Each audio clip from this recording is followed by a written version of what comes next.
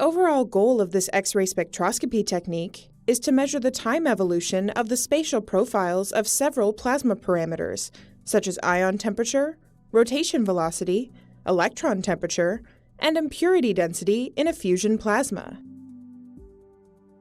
This method can help answer key questions in the field of plasma physics by providing experimental data on momentum, heat, and particle transport.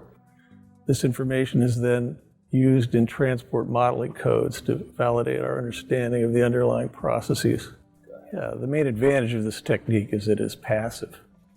Demonstrating this procedure will be grad student Norman Chow and undergrad Andrés Mier.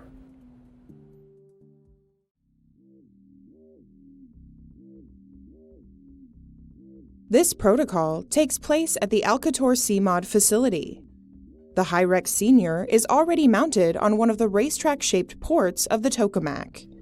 This schematic of the Hyrex Senior provides a top view of its components' positions.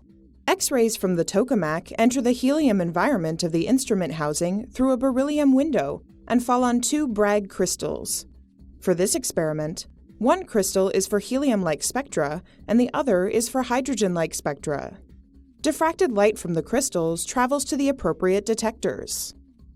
This schematic gives the relative position of the Hyrex instruments to the tokamak vacuum vessel.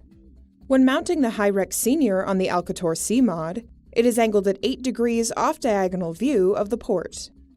This angle allows the toroidal rotation to be measured through the Doppler shift.